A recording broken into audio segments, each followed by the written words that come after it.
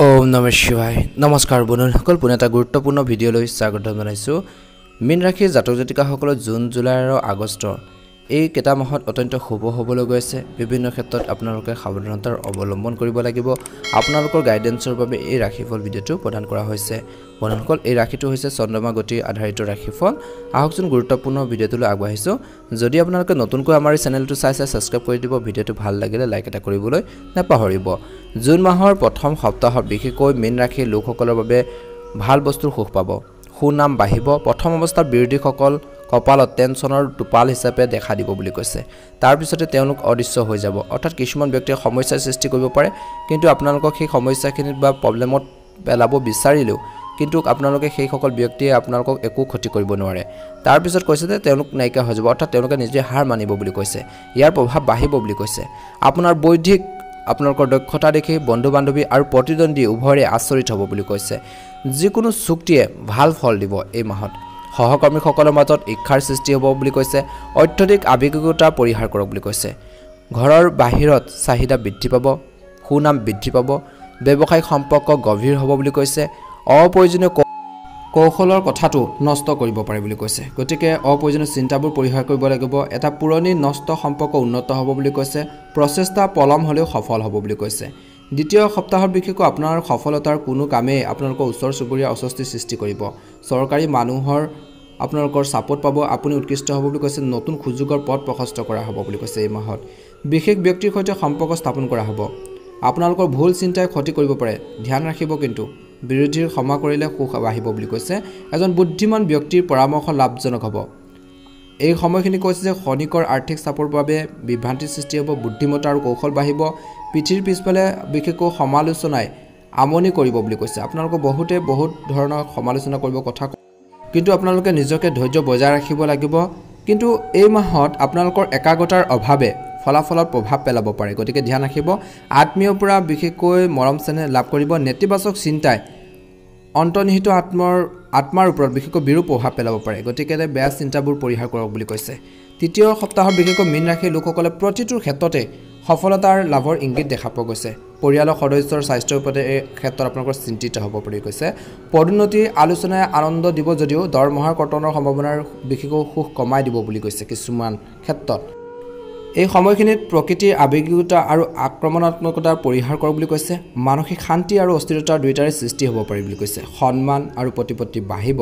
অবিবাহিত লোকৰ বিবাহৰ প্ৰস্তাৱ প্ৰবল সম্ভাৱনা আছে এই মাহত আপোনালোকৰ জীৱনসংগীৰ স্বাস্থ্যৰ পাতিৰ ক্ষেত্ৰত কিন্তু সতৰ্ক হ'ব লাগিব তেওঁলোকৰ হেল্থৰ কিছু সমস্যাই আমনি কৰিব পাৰে আপোনালোকক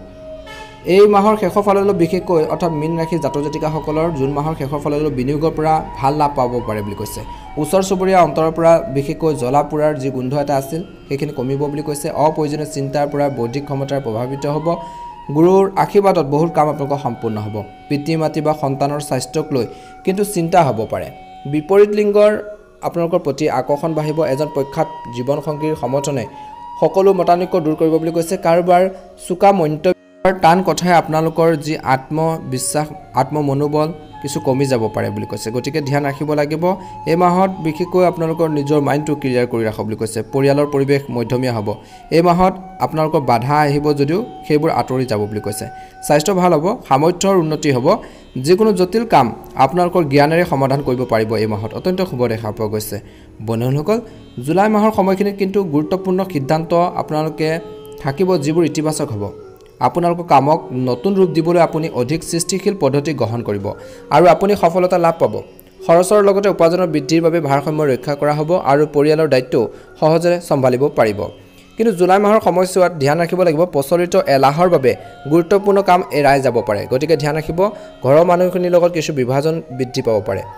মনত ৰাখিব যে ঘৰুৱা কথাবোৰ বাহিৰত উদঙা দিব নালাগে জুলাই মাহৰ সময়খিনিত নহলে পৰিস্থিতি অধিক ভয়ানক হৈ পৰিব পাৰে যুৱক যুৱতীসকলে নিজৰ খং বা বেয়া সংগ নিয়ন্ত্ৰণ কৰিব লাগিব ব্যৱসায়ৰ ক্ষেত্ৰত আৰ্থিকভাৱে আপোনালোকে লাভৱান হ'ব কিন্তু খুচুৰা ব্যৱসায়ী গ্ৰাহকৰ সমস্যা বাঢ়িব পাৰে কৰ্মচাৰী আৰু সহকৰ্মীসকলৰ ভাল অৱদানে কৰ্মৰ পৰিৱেশক সৰ্বোত্তম অৱস্থাত ৰাখিব বুলি কৈছে চাকৰি বা কৰ্মৰ ক্ষেত্ৰত কোনোবা প্ৰজেক্টৰ লগত জড়িত ভ্ৰমণ আপোনালোকৰ থাকিব পাৰে জুলাই মাহৰ সময়খিনিত বৈবাহিক জীৱন সুখী হৈ থাকিব আপোনালোকৰ পৰিয়ালৰ সদস্যৰ পৰা আপোনালোকৰ উপযুক্ত সহায় আৰু মৰম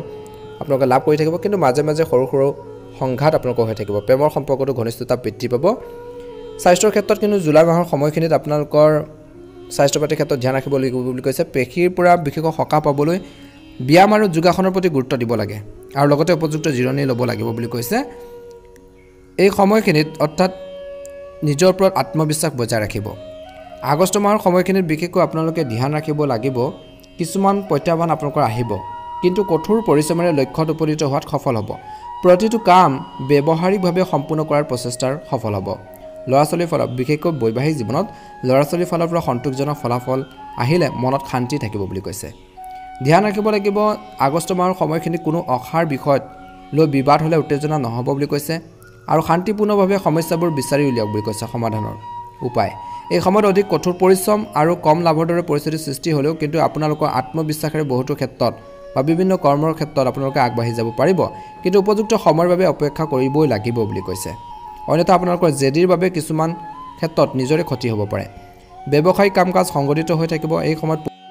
পৰিয়ালৰ ব্যৱসায়ৰ সৈতে জড়িত কাম আপোনালোকৰ সফল হ'ব, কিন্তু কোনো নতুন সিদ্ধান্ত গ্ৰহণ নকৰিব তৎক্ষণাত। বৰ্তমান কাম কাজত মনোনিৱেশ কৰিব লাগিব বুলি কৈছে আৰু ঘৰুৱা সমস্যাখিনি আপোনালোকে নিজে সমাধান কৰিবৰ বাবে চেষ্টা কৰক। আনৰ আগত আপোনালোকে নিজৰ ঘৰৰ প্ৰব্লেমখিনি বা সমস্যাখিনি আপোনালোকে প্ৰকাশ নকৰিব। সেইসকল ব্যক্তি আপোনালোকৰ দুৰ্বলতাৰ কিছুমান ক্ষেত্ৰত সুযোগ ল'ব পাৰে, গতিকে সাৱধানে আগবাঢ়িব লাগিব। নিজৰ পাৰ্চনেল কথা বতৰাবোৰ আপোনালোকে শ্বেয়াৰ নকৰিব আৰু তৎক্ষণাত বিনিয়োগ নকৰিব। আনৰ কথা বতৰা প্ৰভাৱিত হৈ কিছুমান সিদ্ধান্ত ল'লে সমস্যাৰ সৃষ্টি হ'ব পাৰে। মহাদেৱৰ কৃপাত আপোনালোকৰ এই আগষ্ট মাহটোত বিভিন্ন ক্ষেত্ৰত ভাল এটা সুখ কঢ়িয়াই আনিব, ভাল এটা প্ৰতিফলন দেখিবলৈ গৈ আছে। নিজৰ ওপৰত আত্মবিশ্বাস বজাই ৰাখিব, সেলফ কনফিডেন্স ৰাখিব, নিশ্চয়কৈ সফল হ'ব বুলি কৈছে। কিন্তু প্ৰেম জীৱনত কিছু সাৱধান হ'ব লাগিব বুলি কৈছে। আপোনালোকৰ ভুল সিদ্ধান্তই আপোনালোকৰ ফিউচাৰত বা আপোনালোকৰ ভৱিষ্যতে কিছু সমস্যাৰ সৃষ্টি কৰিব পাৰে, গতিকে প্ৰেমৰ ক্ষেত্ৰত অলপ সাৱধানে আগবাঢ়িব লাগিব। ছাত্ৰ ছাত্ৰীসকলৰ বাবে আগষ্ট মাহৰ এই সময়খিনিত এটা সুন্দৰ প্ৰতিফলন দেখিবলৈ গৈ আছে, কিন্তু ধৈৰ্য বজাই ৰাখিব লাগিব। আনৰ কথাত প্ৰভাৱিত হৈ কিছুমান সিদ্ধান্ত নল'ব আৰু ভুল লগ সংগৰ পৰা যিমান পাৰে আপোনালোকে আঁতৰত থাকক, নহ'লে সমস্যাবোৰ বা আপোনালোকৰ নিজৰে ক্ষতি হ'ব পাৰে। নিজৰে আপোনালোকৰ টাইম ৱেষ্ট হ'ব পাৰে, সময় ক্ষতি হ'ব পাৰে, পঢ়াৰ ক্ষেত্ৰত আপোনালোকৰ নিগেটিভ প্ৰভাৱ পৰিব পাৰে, গতিকে ধ্যান ৰাখিব লাগিব বুলি কৈছে। বৈবাহিক জীৱনত চলি থকা সমস্যাবোৰৰ সমাধান কৰাৰ ক্ষেত্ৰত মনোনিৱেশ কৰক বুলি কৈছে। যিমান পাৰে আপোনালোকে নিজৰ হেল্থৰ প্ৰতি, নিজৰ স্বাস্থ্য পাতিৰ ক্ষেত্ৰত গুৰুত্ব প্ৰদান কৰক বুলি কৈছে। নিয়মিত যোগাসন ব্যায়াম কৰিবলৈ একেবাৰে নেপাহৰিব। নিজৰ শৰীৰটো সুস্থ হৈ থাকিলে আপোনালোকে দৈনন্দিন জীৱনত নিজৰ কাম কাজখিনি সুচাৰুৰূপে সম্পাদন কৰিব পাৰিব। বন্ধুসকল, ভিডিঅ'টো চাই কেনে পালে জনাব। যদি আপোনালোকে আমাৰ এই চেনেলটোত আজি নতুনকৈ চাই আছে, চেনেলটো ছাবস্ক্ৰাইব কৰি দিব। ভিডিঅ'টো ভাল লাগিলে অনুগ্ৰহ কৰি আপোনালোকে শ্বেয়াৰ কৰি দিবলৈ নেপাহৰিব। আপোনালোকৰ এই আগষ্ট, জুন জুলাই আগষ্ট এইকেইটা মাহ আপোনালোকৰ সুন্দৰভাৱে পাৰ হওক, মনৰ ইচ্ছাবোৰ পূৰণ হওক, মহাদেৱৰ কৃপাত আপোনালোকৰ আধৰুৱা কামখিনি পূৰণ হওক তাৰে কামনা কৰিছোঁ। ধন্যবাদ। ওম নমঃ শিৱায়। ভিডিঅ'টো অনুগ্ৰহ কৰি শ্বেয়াৰ কৰি দিব।